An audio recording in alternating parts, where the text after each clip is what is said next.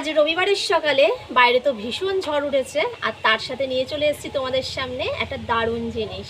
হ্যাঁ, এবছরের প্রথম খাওয়া এটা কিন্তু তালের শাঁস বলে অনেকে, তালের আটিও বলে অনেকে। তা জিনিসটা এই ফার্স্ট নিয়ে আসলো তোমাদের দাদাভাই এবছরের মতন।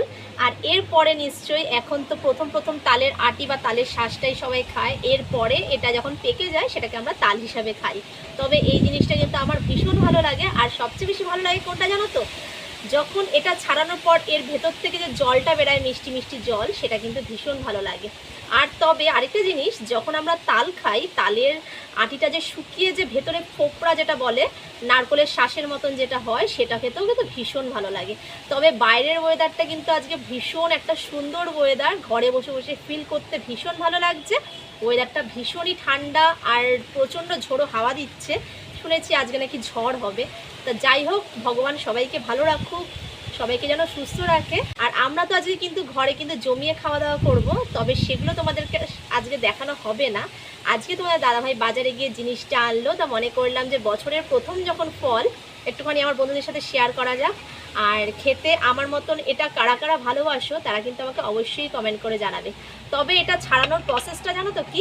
ছাড়াতে গেলে কিন্তু এটা একটু চামচ হলে ভালো হয়, তবে এটা হাত দিয়েও ঠিক এরকমভাবে ছাড়ানো যায়। চলো ছাড়িয়ে দেখাচ্ছি তোমাদেরকে।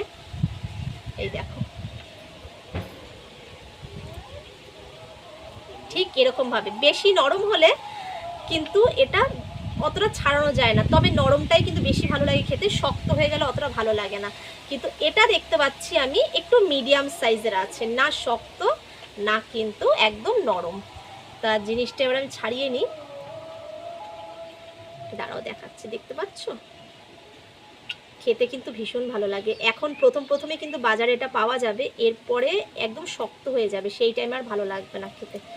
আজকে নিয়ে এসছে, এই যে ছাড়াতে গেলে জলটা বেরিয়ে যায়, যদি ফেটে যায় তবে কিন্তু ভেতরের জলটা বেরিয়ে যাবে। ভেতরের জলটাই কিন্তু মেন। ভীষণ সুন্দর লাগে ভেতরের জলটা খেতে, আর খুব মিষ্টি মিষ্টি লাগে খেতে। আমি তো ভীষণ পছন্দ করি, আর আমার ছেলেমেয়েও পছন্দ করে। তবে তোমাদের দাদাভাই কিন্তু বাজারে গেলে এইসব জিনিস একদম মিস করে না, প্রতি বছর আনবেই, বলতে লাগে না জানো তো, চোখে দেখলে ঠিক নিয়ে আসবেই।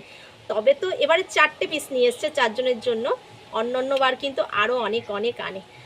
তা আমাদের বাজারে এই রিসেন্টলি উঠেছে, এর আগে এত মানে ওঠেনি, এই হালে এখনই উঠছে। তবে এইগুলো দেখলে কিন্তু আরেকটা জিনিসের কথা মনে পড়ে যায় যে না, ষষ্ঠী কিন্তু খুব ধারের কাছে চলে এসছে, তাই না? এই যে লিচু, আম, কাঁঠাল, তালশাঁস, খেজুর।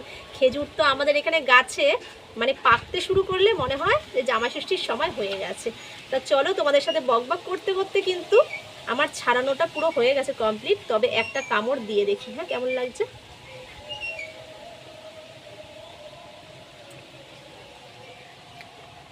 ভেতর থেকে যে জলটা বেরিয়েছে, জলে পুরো মুখ ভরে গেছে, ভীষণ সুন্দর লাগে খেতে।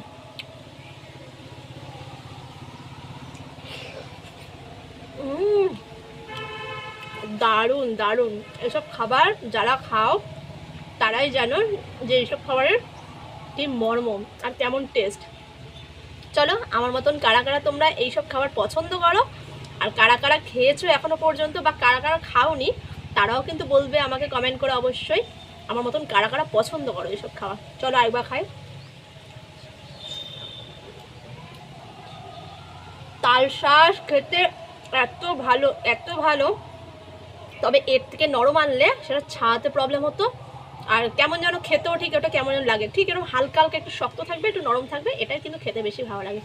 চলো, এই তালশাঁসের ছোট্ট ভিডিওটা তোমাদের সাথে শেয়ার করলাম। এই ভিডিওটা বেশি বড় করছি না, তোমরা জানিও কিন্তু কমেন্ট করে তোমরা আমার মতন কারা কারা খেতে ভালোবাসো।